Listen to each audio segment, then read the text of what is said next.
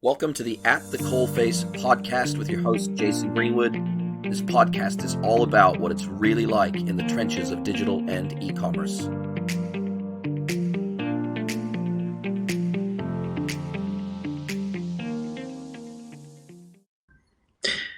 Jim Lofgren from Nosto. Fantastic to have you on the podcast today, my friend. Thank you. I appreciate you having me here. Oh, mate, I really appreciate you taking time out of your day. I know it's blisteringly early for you in Sweden. It's about 7 a.m. there, I think, at the moment. So I think you've got the raw end of the deal, to be fair. It's just after 5 p.m. for me here in Auckland. So, yeah, I definitely think you got the raw end of the bargain. But I do appreciate you taking time out of what must be an incredibly busy schedule to spend time with me today. I really do. Look, in Sweden this time of year, the sun never sets. So, as long as there's daylight, I can have conversations. That's fantastic. Now, before we get into anything deep and meaningful, how the heck did a guy who's, spent most of his life in Sweden, and I think was actually raised in Sweden, you correct me if I'm wrong, how did he end up in New York from Sweden? That must be an amazing story, independent of the whole Nosto bit gig. That must be an amazing story. Amazing might be, an exaggeration, but I remember specifically in New York. I remember both when I was 12 and I was 16. I had the privilege or fortune to go with my dad over to New York. And I think when I was 16, I went up at Empire State. We had a family friend who was working there. And somehow I fell in love with New York on that trip. And that's been in the back of my mind, growing up in Sweden. I did some of my schooling in London and Paris, but then my eyes were always set in New York. And I think, as I started working, I ended up in a company, in a e-commerce company that actually had a business in the US and specifically in New York, and I made my way over after some time. So yeah, that's we've now been there since 2010, and we've made sort of the comparisons. Now we've been in New York, upstate New York, we've been in San Francisco. And the little I can compare from having traveled around the US, New York is my favorite place. It's so diverse and so interesting, while yet so dirty and construction like. Wherever you go, it just has this special feeling to it. I can totally relate, because as an expat American who's been living in New Zealand for 25 years, I guess, going the other direction, coming from the States to a more remote part of the world with a smaller population, and, it's a small, scrappy, Southern Hemisphere country. I've seen it from the other side. So I totally can appreciate that sense. I was still young. I was only in my early 20s when we moved to New Zealand. My grandfather was a Kiwi. And so, my parents, my sister, myself, we all qualified for dual citizenship and decided to make the move down here. And I'm actually the last one left in New Zealand. My sister married a Kiwi and had two and has had two babies, and they live in Brisbane with my mum.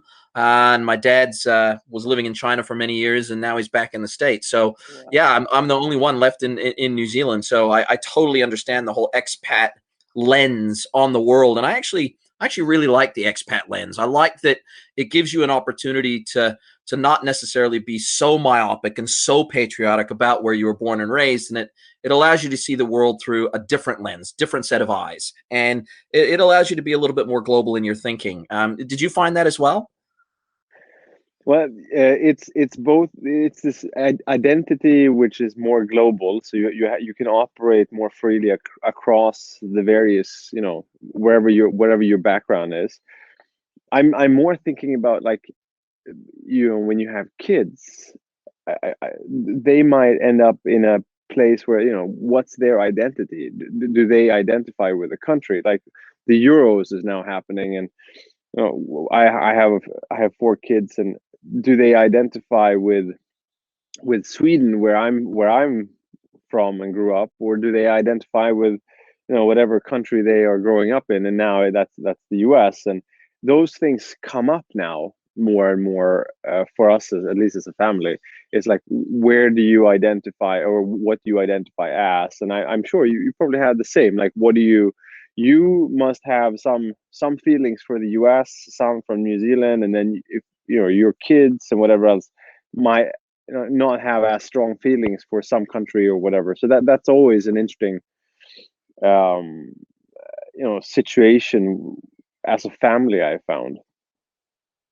It's definitely an interesting dynamic. I don't have kids, and my fiance and I don't plan on having kids. But yes, I can imagine that kids that grow up in a more sort of globalized world, combined with a more global family, in the sense that you split time between multiple countries, it just must broaden their horizons quite dramatically. And I think that's a benefit. I think that's actually a win. I think a myopic view of the world doesn't actually do anybody any good. And I think being able to see the world through other people's eyes and have that empathy, that natural empathy that comes out of that, I think is actually good for everybody. And it shows, and it proves to you just how small the world really is and how similar people are the world over, that we all want very similar things. We want to live a decent life. We want to, for the most part, not everybody, but for the most part, people just want to be left alone. They want to live their life. They want to treat their family well. They want to be part of their community. And they want to be safe, and those are all pretty universal needs. And so yeah, very, very interesting. But I think if we look at your background and specifically, obviously this transition, this global citizen kind of opportunity came about through work. And really, if we look at kind of quote unquote your CV, it is a who's who of very, very big companies, both retail and e-commerce businesses, both in Europe, in the Nordics primarily, and in New York. And then we get to we get to some pretty big name brands that are pretty household names. We got Klarna in there, obviously CEO Klarna North America, and then we've got Nosto. It's a pretty big thing to jump from working with other vendors and other retailers and other global brands, and then starting a platform and starting a product. So maybe talk just briefly about how that even came about before we even get into what Nosto is and what it does and how it fits into the ecosystem. My crash course in e-commerce when I was pretty young was on the retail side. So after having completed graduation and so forth, I had my eyes set in going into banking, and I was going to be an investment banker in London. And my path took a turn.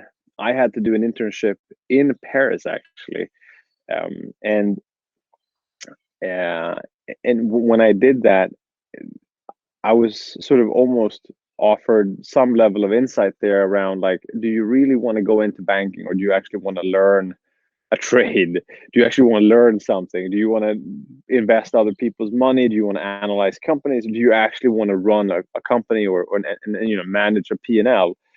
And that got me thinking at that point. And I was 20, 24 or something like this, and I decided, look, I want to operate. And the company I did my internship with, they gave me the ability to really grab hold of that opportunity. They sent me back to the Nordics from Paris to sort of start 3 new businesses within a larger group that we owned in the Nordics. So I set off to start a travel agency and a flower delivery service and a photo development service from scratch, sort of super entrepreneurial. And that was amazing, because you could form new business relationships, execute on the operations, staff, marketing, e-commerce, all of that from nothing. And within sort of a time frame, I think it was 10 months, they made me head of e-com for a $300 million business, or almost $400 million business at the time. And learning all the back end, all the marketing for that scale of business, all the merchandising for that scale of business, building out those teams both from a development perspective and marketing perspective and merchandising. That was amazing for me. I spent 3 years learning so much, and then I was probably around 28. I felt I learned so much, but then they gave me an opportunity to run my first, full company. So they made me CEO at 28, and that for me was, they took a huge chance on a young guy. Who knows how that could plan out in a couple of different ways, I guess. But it was a turnaround case. The company was declining in sales, was not profitable, and they said, look, we need someone to come in and turn this around. It's a 40 million dollar business, all like e-commerce, fashion apparel, and I had to figure it out. And that for me was, incredibly exciting. I came in with some learnings, but to then grab hold of a P&L and manage all the dynamics of it was an amazing stint of learning at a very young age. And there's people management, there's P&L management, there's the e-commerce side. Marrying all of that together, has helped me a lot. And then that fortunately that turned out pretty nicely. We turned that business around. It was profitable after about 2 years. It was growing again, and I was fortunate being in a large company. The entire company did maybe about 4 or 5 billion in USD, and they had a US operation. And because I'd done several stints and of decent work, I guess, I got an opportunity to move to New York, and I raised my hand. I said, "This is what I want to do." I told you at the beginning, like when I was 16, like New York was a destination that I was always looking at. And as an opportunity came about, I was like, "This is what I want to do." And it was a fashion, plus size women's apparel fashion destination called One Stop Plus. It's relatively small business at the time. I think it did 40 million USD in sales, but it had huge growth potential. Plus, the plus size fashion apparel market in the US is a big market, and there was an opportunity to build a marketplace. Marketplaces at that point weren't that prevalent. Amazon obviously was by far number one, but generally onboarding third-party sellers onto a marketplace that was a niche marketplace wasn't that common. So we set out to do that in the plus-size women's apparel fashion space. Super interesting. Starting to recruit all these third-party sellers in the various categories, integrate with Channel Advisor and Commerce Hub and all these third-party order management, dropship or marketplace vendors that were coming up in the market, Mercent, which was then around, and then scaling that. And we scaled that to 2.5 years. Took that 100 million USD in revenues. So we massively scaled that business, like marrying the increased supply. I remember we onboarded shoes.com, massive shoes, wide width shoes, and built out the whole shoe category. And then you marry that with marketing, which was online marketing was growing fast. I wouldn't say that Facebook was nearly as prevalent, or Instagram was prevalent as it is today. But just scaling on all the paid and unpaid channels, you could do that in a pretty nice way. So we scaled that business. And then I was part of a sale process. We sold that whole group to private equity. It's the first time I sell a business of that scale, and then I had a decision to make. Do I want to stay another 5 years or whatever in private equity, or do I want to do something else? And I said, look, I want to do tech. One of the companies I'd worked with a lot at One Stop Plus at the time, the plus size women's fashion retailer, Commerce Hub, they had a founder he was coming back to the business, and I was offered a role to join him as they were scaling their dropship and marketplace practice with large enterprise retailers like Walmart, Home Depot, CVS, QVC, all of those big enterprise behemoths in the US. And so I joined Commerce Hub on that mission, and from there I spent probably 2 years there, and then Klarna came knocking on the door. Klarna had just launched in the US. They were looking to expand their presence there and their business. But I had chats with the founder of Klarna, and then we wanted to build a new group inside Klarna. Even though I was sort of based in the US, I didn't work with the US organization until later. I built from San Francisco a completely new group and a completely new product, where we were starting to work with these larger enterprise multinationals, Ticketmaster or Inditex groups, like multinationals. And it's interesting because there's some commonalities among them. They are operating across geographical borders in multiple countries. Most of the time they run one ERP, one OMS, one e-com platform, and they want to use Klarna in all the markets. And the way that Klarna was built was, upon multiple different systems, credit issuing systems, to facilitate local regulation and so forth. But we had this idea of building super smart people at Klarna, building this integration layer to enable a multinational company to issue credit, whatever the issue credit product was, in with local compliance, local regulation, but with one integration. So when someone like Inditex would integrate to Klarna once, but they would have a local credit option presented wherever we had credit issuing capability. So and in that product we built, and then I built a completely new group in Stockholm, Berlin, London, New York, San Francisco, to go out and sell that. I mean, we sold that to Levi's, Ticketmaster, H&M, IKEA, all the bigger global brands. It just took off, while the US business was still trying to, I guess, to find their footing a little bit. We launched with a product called Checkout, which was acquiring, so credit card acquiring and credit products.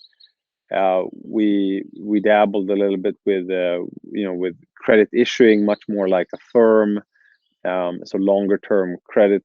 But then I came in and I was offered to run also the North American business. So I both had global teams and the North American business. And we looked at the market and where it was going, and we saw this pay in 4 was really taking off, primarily in Australia, to be fair.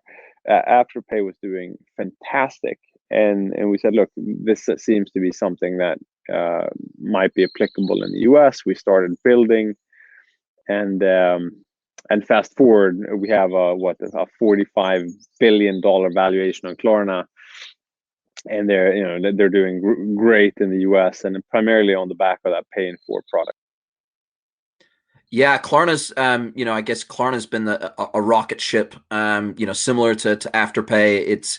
It's interesting. I didn't actually realize until I started doing a little bit of background research for this episode. I didn't actually realize how instrumental you had been in building Klarna globally, and it's pretty amazing to find that out. And I guess from my perspective, I'm really glad you didn't become a merchant banker, because the reality is you've contributed to, you've really contributed to the ecosystem in a pretty significant way, mate. If you'd become a merchant banker, I'm not sure who would have picked up the mantle on all this stuff, to be fair.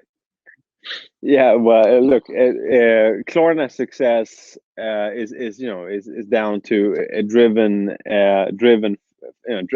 founder-led company with a lot of extremely talented people. I guess as I look back, I'm fortunate to have been part of it, and to have been offered to play a role. But I'm a huge I'm huge fans of all of these. Afterpay, Affirm, Klarna. There's some seriously talented people in there. There's some really talented founders across all those companies. So it's really interesting to see how the fintech space, which largely in the acquiring times, go back 10, 20 years, was one of the most unsexy businesses you could ever work in, and they've really taken a whole new twist to this to this industry, and they brought new positive marketing. One of the most talented marketer I've ever worked with, David Sandstrom.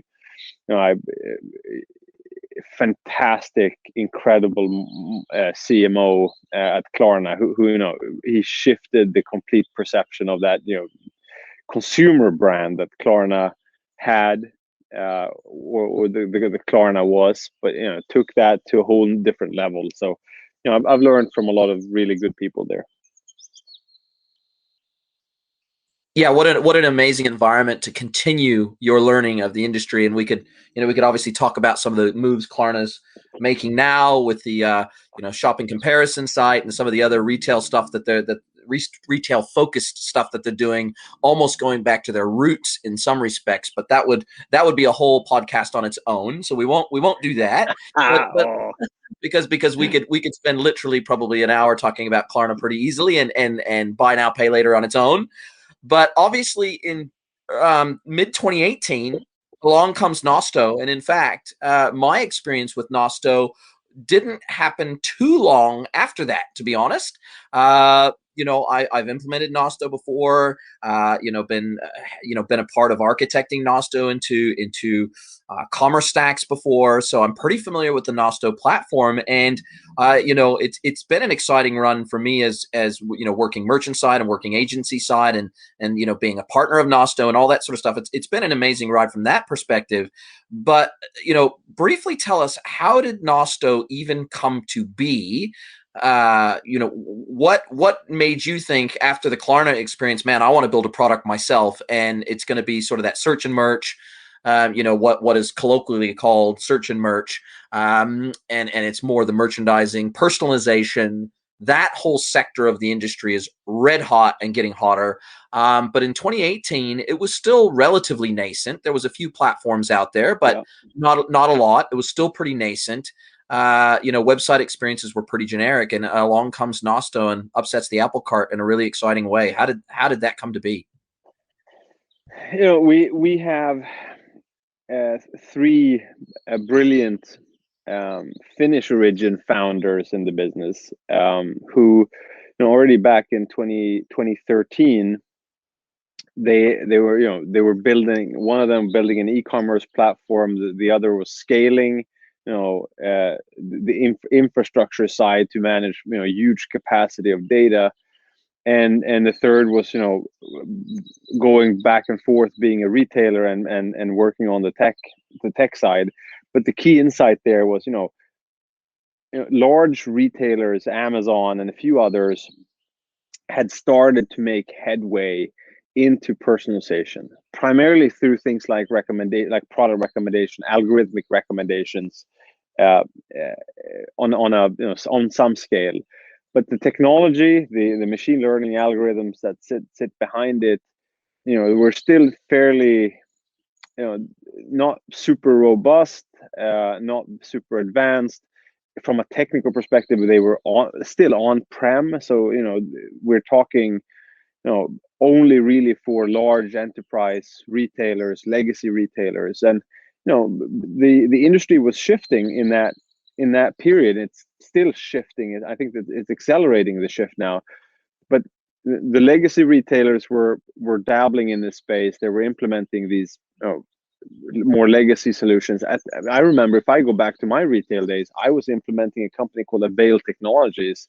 We were trying this out, and primarily through recommendations. We were relatively early also on ratings and reviews back in 2005, 2006.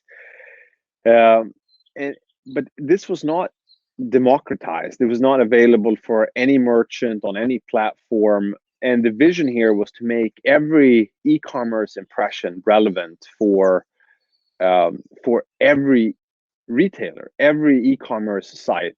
And you can't scale that if you do it on-prem. You can't scale. You need to collect all this data. It needs to sit in the cloud.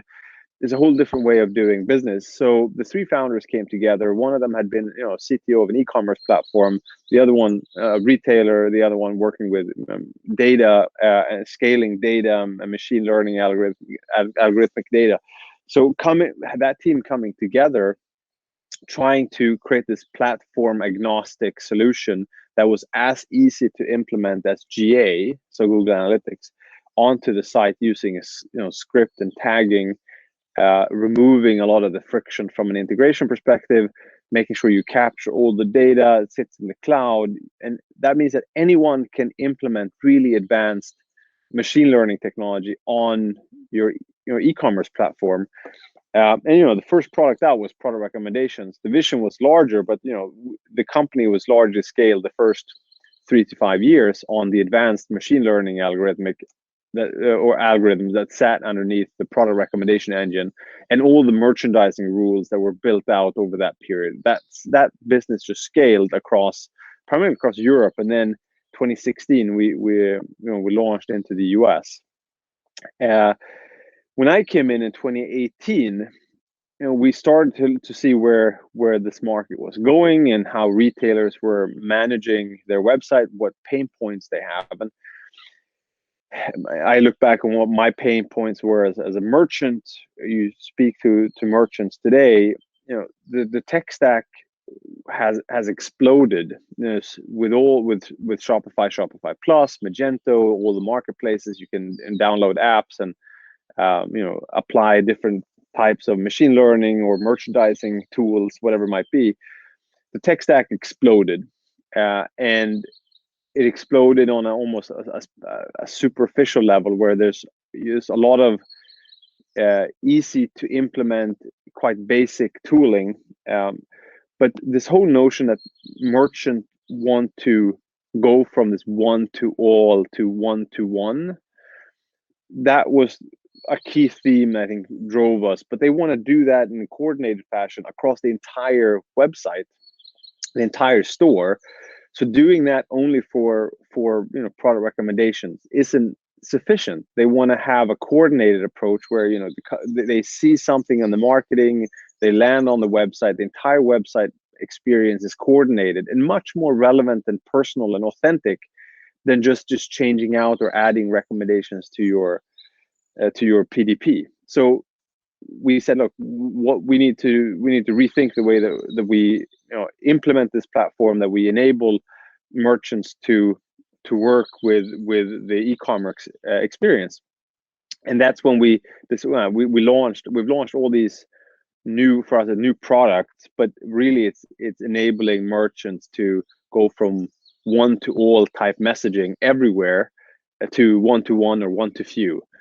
So we launched content personalization, meaning you can swap out every single piece of content you create, banners and landing pages, category pages, whatever that might be, that is content driven, and you can personalize using that. And then we launched out of the box segmentation, so using machine learning to really enable merchants to segment so they can go from one-to-all to one-to-few. So delivering all the entire content experience now can be coordinated. And then you do the same for the category page experience. So you can, segment the entire experience, but you can also then change out the ranking of the products on the category page. And you can optimize for all these business metrics and the personalized metrics. So you can have a really relevant experience, but you can also overlay your business goals. I want to optimize for conversion rate. I want to optimize for margin. I want to optimize for a segment of my customers, my Nike fans, and then the Nike fans, I want to show them they've searched for this. I want to show them the bags first, or I want to show them expensive and non-discounted products first. You can overlay all these business rules with your personalization, and that doing that across the website, the entire experience, using the segmentation, the one-to-one, the merchandising rules, but applying that on content, on category pages, on PDPs, on the checkout, on the upselling. We've really gone from what many people still view us as a product recommendation company, because we're probably number one in that space, but we've become this commerce experience platform that manages the full on-site experience, and that's relatively new for us still. We started on that journey in 2018. We still have more work to do. I think we're 75% there.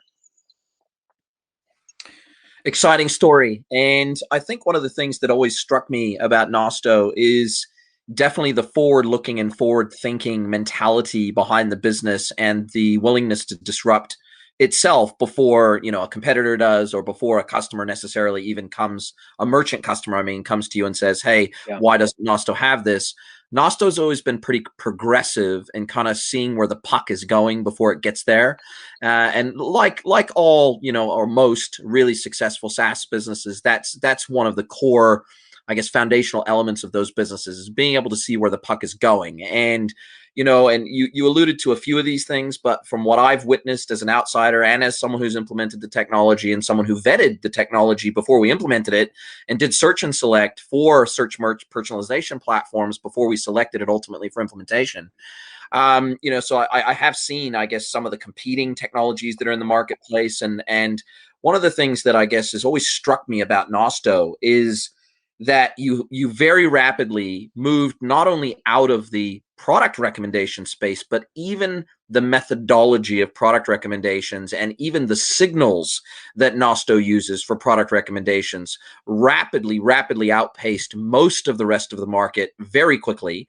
And to the point where you were looking at signals like, what's been added to cart, what has a customer bought, what is on the wish list, what's in the compare, what categories have they visited, what product pages have they visited, how long do they dwell in a certain region on the page, how long do they, all of these interactions with the website you're tracking from the moment somebody lands on the website and beyond, and when they return, and it kind of picks up through machine learning that this is the same individual, whether that be through authentication, or whether that be through cooking, whether that be, there's a number of different ways in JavaScript and a few other things that allow you to identify the same human browsing the site across multiple user sessions. And that's always been, I guess, one of the strengths of Nosto. But then you also alluded to the fact that Nosto rapidly realized that personalizing just product recommendations, sure, that's going to do a 1,000% better job than a $20 a month app from Shopify, where either the merchant has to manually merchandise those recommendations, or there's some really basic rules in the recommendations that are static rules, and they can't be defined by the placement of those placements on the website. They're universal rules that apply across the whole site, across that app. So not only are you better than that experience, obviously, but you have the flexibility in the platform to allow different rules to apply by category, by product, by cart, by home, by the multiple placements on those different types of pages. It is an extremely flexible platform, but beyond that, you started to bring in this content personalization, and that can be things like your blog articles, like your info pages, based on certain behaviors that somebody is taking that indicate they need a certain piece of content at that point in the customer journey. You saw that. Then obviously you guys realized that it's all fine and good to have this data and have this information from the website, but what about our omni-channel businesses? What about customers that shop through our stores, shop online, ring customer service?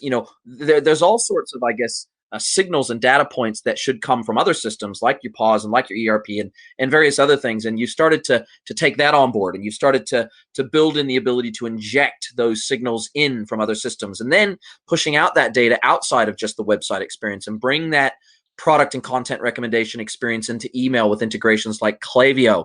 And then finally, I guess the most exciting news is your recent acquisition of Stackla, and recognizing, oh, okay, it's great if we can recommend products that are likely relevant to the customer at that point in time in the journey. And it's great that we can recommend content, but how do we start to infuse UGC, user-generated content, into that journey as well? And obviously the business recognized that as a gap and said, well, we can build or buy. Do we build all this and maybe take 2 years to introduce that into our platform, or do we acquire a specialist in the space and look to integrate that into our technology and our IP? So, it's been very interesting to watch the evolution of Nosto over the last few years, but maybe you can specifically speak to some of the omni-channel thinking inside the business and understanding that it goes far beyond the website, as well as the most recent acquisition of Stackla and how you see that playing into Nosto's future and view of the world ultimately. Yeah, look, you obviously know the platform pretty well. The omni-channel side, we realized quickly that the consumer moves across channels. That's not news for most people, I guess. Um, but it's clear that they do that, and it's clear that that the businesses that we operate, we as almost the entire e-commerce and retail community, we are not good enough at recognizing the people across channels. Our general web experience and e-commerce experience is still not good enough. There's still a lot more to do, but we are not moving with our customers across the channels as good as we should. So we were like, okay, so we need to remove the most basic things early on, which is like if you go in, you do some a normal journey is you do some research online, you go to the store and you buy it. There's some stupid things that happen in that journey. Like, okay, you know what? I'm a e-commerce retailer. I do a lot of retargeting. So if you've looked at a product and you didn't buy it, I'm gonna retarget you until until forever almost. And and what happens? You go into the store and you buy the item. There's no one knows that you bought the item, so they continue to retarget this until forever. And we want to remove that. Like, that's just stupid execution of e-commerce, because we lack identification mechanisms and good marketing practices and good personalization. We also, like, if you're doing something in an online environment, you come into a store and you want to buy something and you're looking at a couch, and using the data between the two channels, you should be able to provide recommendations in a store in a multi-channel environment. So you should be able to say, look, other people who viewed this couch also want to add this carpet and so forth. Or knowing that you look at something else online, that will influence the way that you talk to that potential customer in the store. So we're trying to find ways to marry the data, figure out the identifiers, figure out the processes that we want to run in the store versus the online store. So we enabled sort of in-store personalization a few years ago, and that's been fairly interesting phase. Actually, I still feel we're far ahead many of our retailers, because they still struggle with implementing POS and data sharing between their systems, and we're trying to always find new integrations that we can help them do so that they don't have to struggle as much as they are. And Shopify POS in store, I think will help with that. I think they're making inroads there, even though it's early days. But they can also help marry these two channels in a good way. And as we work with Shopify, we can be even more powerful for many, because we will have more implementations.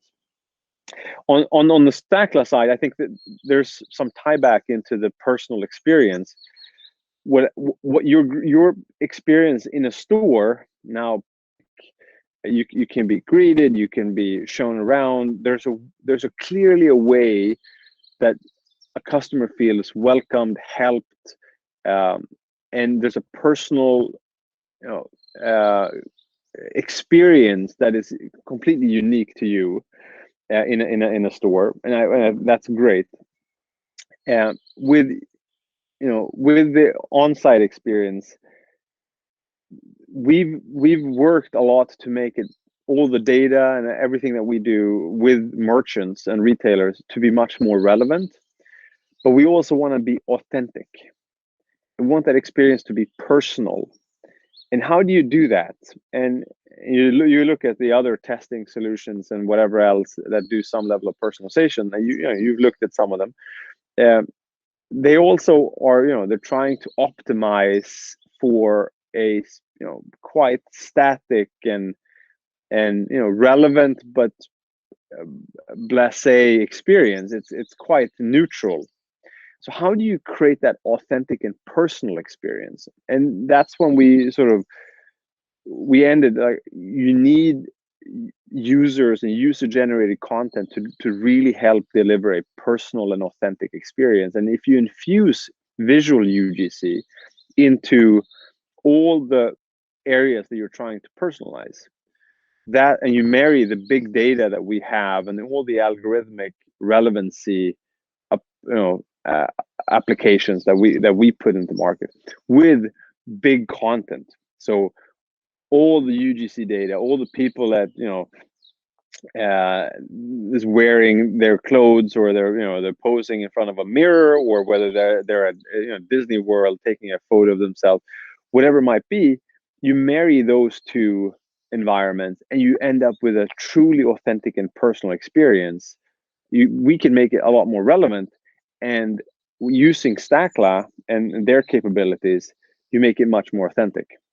And that's magic. When we implement this with clients, it just turns out magic. The performance of that content, when you make it both relevant and authentic, just authentic content alone improves performance on a website. When you make it relevant for that individual user and personal and authentic, the numbers we've seen, it just blows us away. So we're incredibly excited. We scoured the market for the right solution here.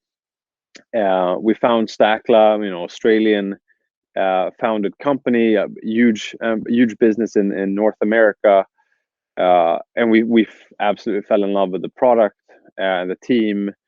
It says a lot about the team, and the culture says a lot about how they developed as a company, but also developed as a product. And it's the most advanced out there. So we're conscious of best of breed.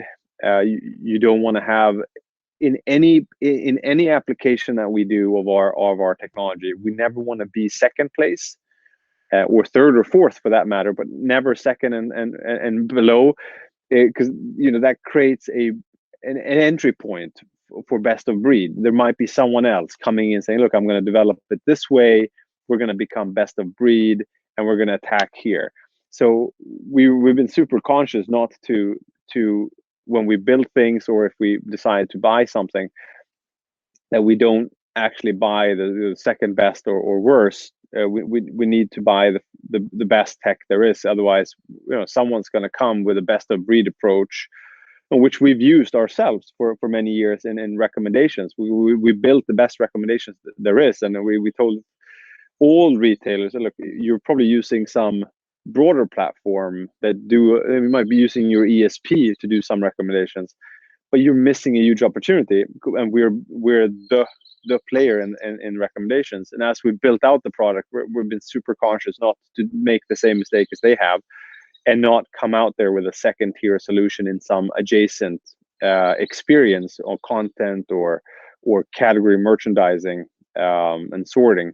We can't be second best. We need to be best in that area. So it's hard work. It's frustrating because it takes a while to develop these products if you want to be best in class, and you have to do a lot of research. But it's really rewarding once you're in market, because you get a lot of adoption of the product, and retailers love it because they know they have the best out there. And it sounds like a great acquisition. And I'm, obviously there's a lot of sort of UGC type technology in the marketplace. There's 4 or 5 major players out there, and it sounds like you did your due diligence and you found the one that not only you feel is got advanced technology, but obviously is going to make a good cultural and business fit and commercial fit with Nosto as well. I've got 2 more questions. We're sort of getting closer to the end of the time, and so I've got 2 kind of key questions, and hopefully this will sort of round it up quite nicely as we go down the home stretch here. One is, does Nosto have a vision with this Stackla acquisition of effectively lifting and shifting their IP or their technology or their concepts and their modeling, and maybe even if they've got some machine learning algorithms in there that you guys don't have yet, and effectively integrating that into Nosto, where it's not a separate component, it's not a separate but integrated component or functionality, that it is native within Nosto? and keeping Stackla as a standalone component if a customer still wants to implement Stackla on its own. What is the vision for integrating Stackla into the business, or is that still TBC? And maybe you can't even talk about it commercially. I don't know.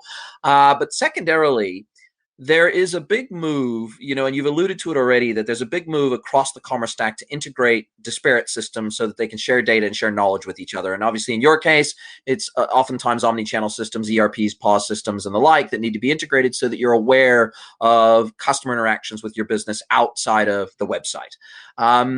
But in like enterprise site search technology, for example, there's oftentimes an integration with the ratings and reviews platform so that when the auto suggest drop down with products, you can show, the star rating, or on the product card on a search results page, it's going to show the average star rating of that product.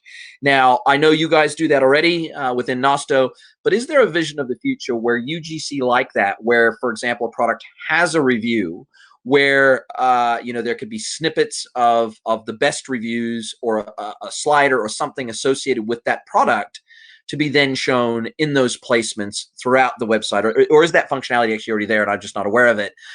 Is there, you've obviously gone down the UGC path with Stackla, but there's other types of UGC outside of social as well that bring additional authenticity to the products and the content that you're recommending, and is really relevant in the moment. And so I guess, what is the vision for the integration of Stackla into Nosto, and, broader UGC, because you're obviously not going to go out and acquire a Yotpo, for example. So you have to, through integrations, you have to integrate with these other UGC platforms, primarily ratings and reviews platforms, so that you can fuse all of the relevant content for that product at that moment for that customer. So what is your kind of vision for that moving forward, as well as the Stackla integration?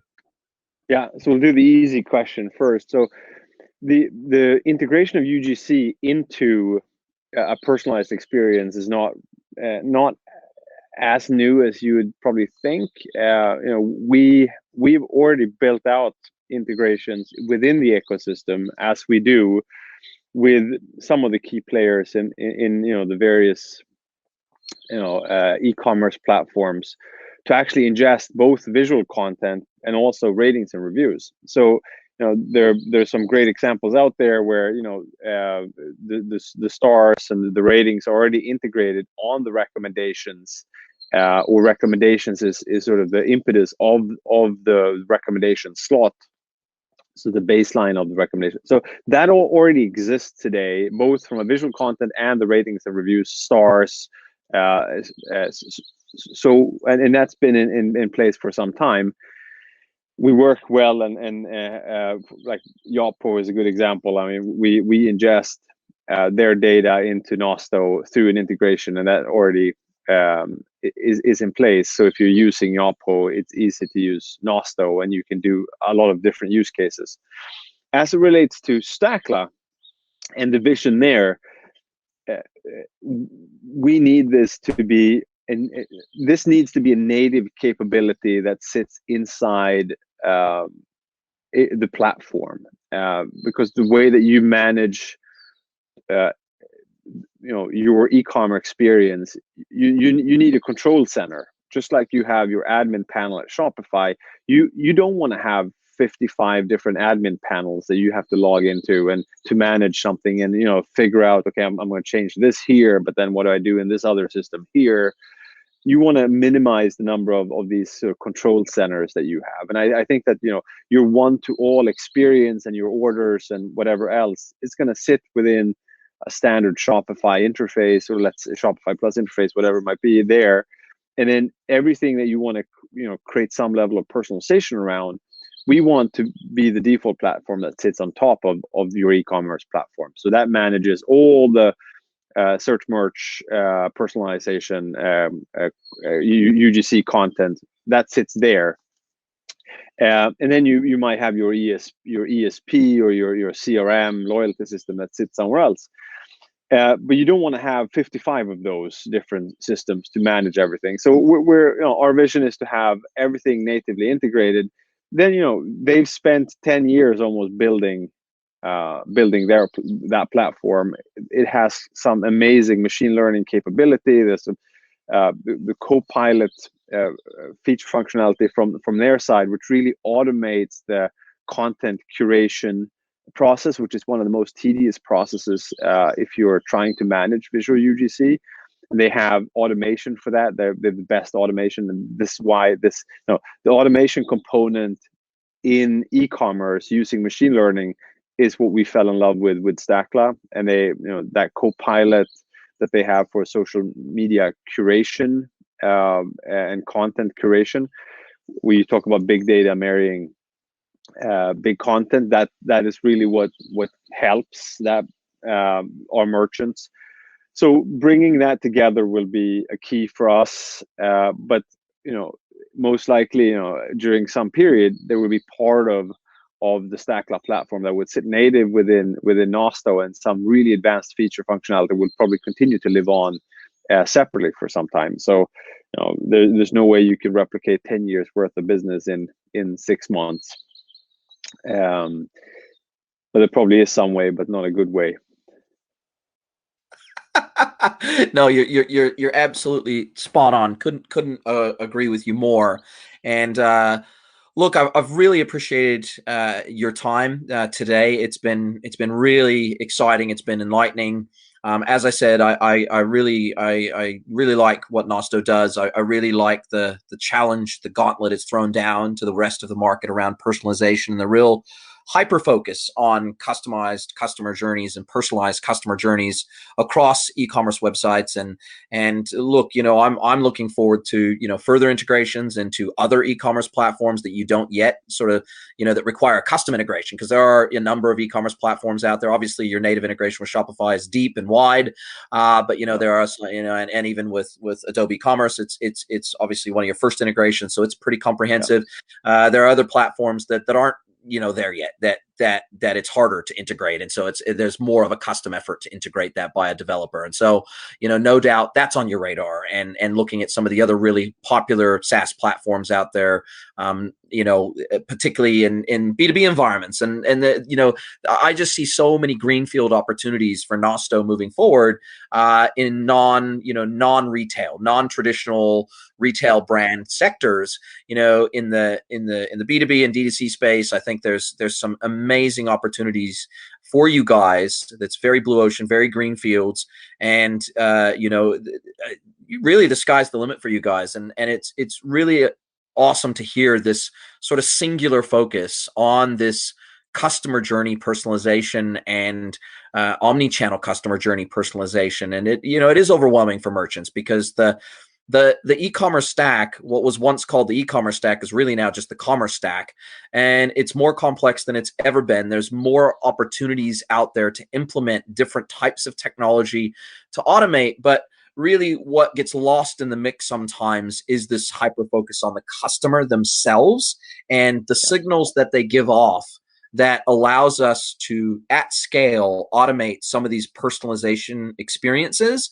And Nosto plays a key part in that. I think you hit the nail on the head. You guys know what you don't know in many respects. You see the gaps in your own technology, and you're not bashful about saying, hey, we can do better and we will do better, but it just takes time to build this stuff, because it's not easy. What you guys do is not easy. It's bloody complex, and there's a lot of systems involved that all have to share data and talk to each other.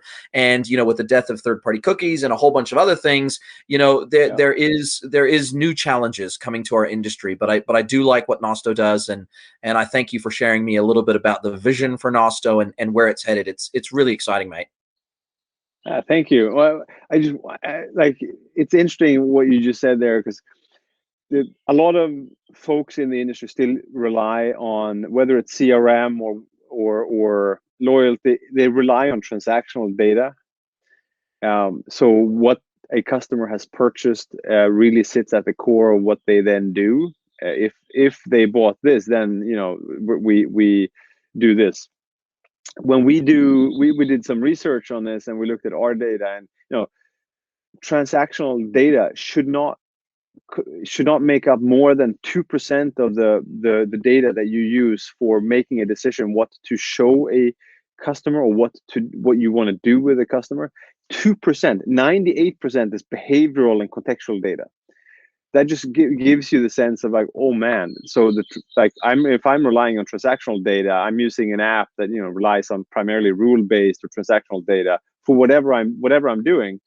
I'm missing out on so much data, and I'm not making the right choices because I'm using the wrong baseline. So um, that I always find mind blowing and exciting, and a challenge for a lot of people because they can't manage that amount of data. Even if you want to work with a small startup, good luck having them store and manage that amount of massive data for larger retailers. Well, you raise a really good point. Maybe we'll finish on these last couple of questions because you kind of pricked my thinking on this. And there is a concern, I think, across the market, and rightly so. I think that, in a hyper-personalized scenario, you miss out on two potential opportunities to wow the customer. One is surprise and delight, and the other is when they're shopping for someone other than themselves. So, you have all this transactional data and other signals and other cues that come all across the ecosystem into, whether it be Nosto or some other personalization or CDP or whatever it might be. And the reality is, I think as an industry, we're in danger of over personalizing in some respects, under personalizing, particularly at the bottom end of the stack where, Yep. a business is small and they don't have the money for a Nosto or an equivalent technology or something like that. Then they don't do personalization well at all. And then, at the more enterprisey end of the spectrum where they can afford almost any tech that they want, and they sometimes, I find that the market swings. We've got these two extremes, and we have to find a happy medium. And even within the Nosto algorithms, I like that in the placement and in the placement rules and in the fallback rules, you can program in elements of variety and surprise and delight, and you start taking cues really rapidly. If someone comes to the site that Nosto recognizes, but now all of a sudden they're shopping for somebody else, so they're looking at a totally different product set or category set than what they would normally look at, and you kind of pick up those cues pretty rapidly and adjust on the fly to suit that. But I think that is a danger in our industry, and I just like, before we, as kind of maybe the parting thoughts from your side, what are your thoughts on that danger of over personalization, removing the surprise and delight elements, and removing the sensitivity to the fact that we don't always just shop for ourselves when we shop online? Ooh, good, great questions. I think the surprise and delight needs to be an overlay of a strategy.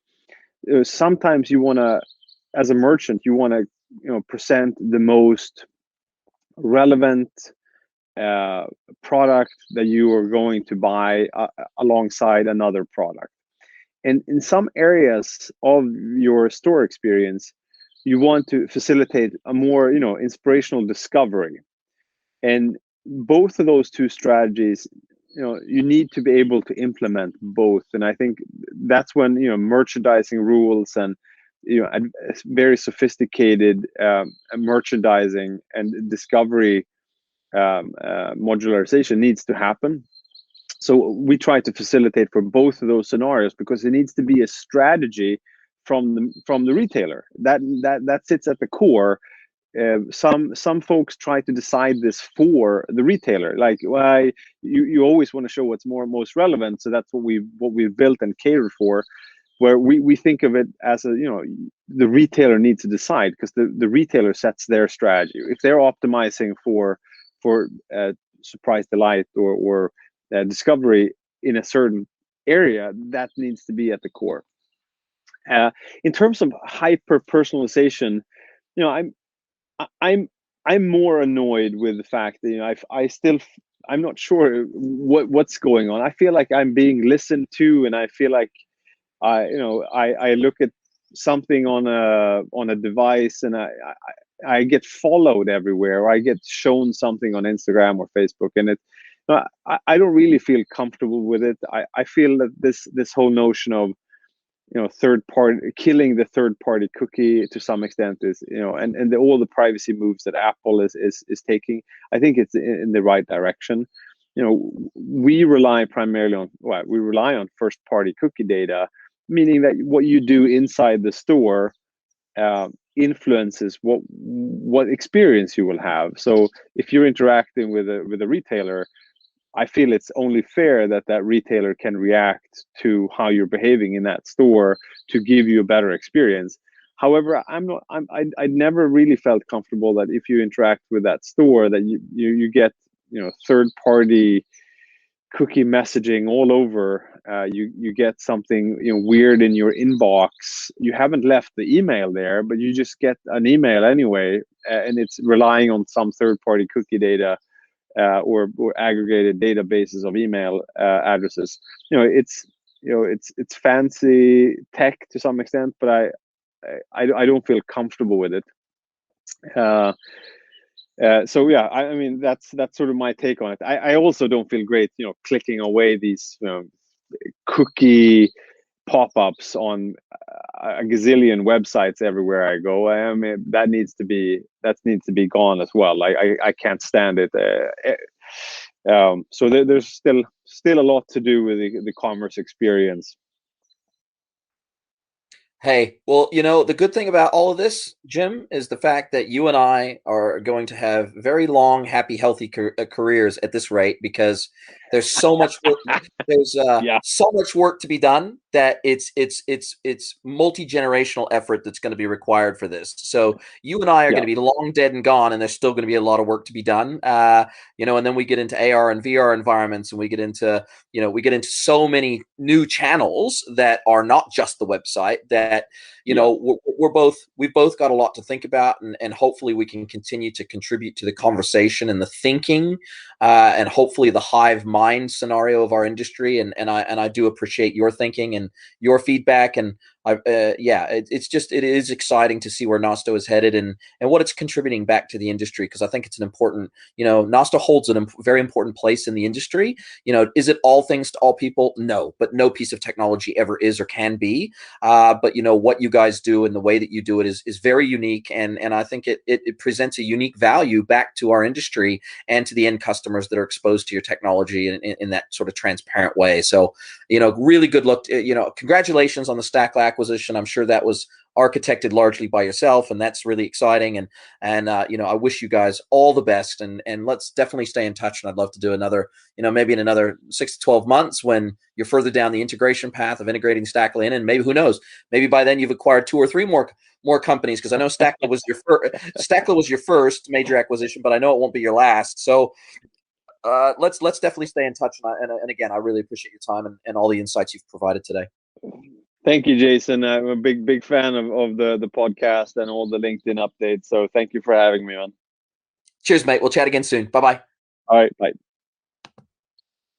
Thanks for listening to the At the Coalface podcast. If you want more At the Coalface, you can subscribe to our premium e-commerce and digital newsletter, At the Coalface Digest.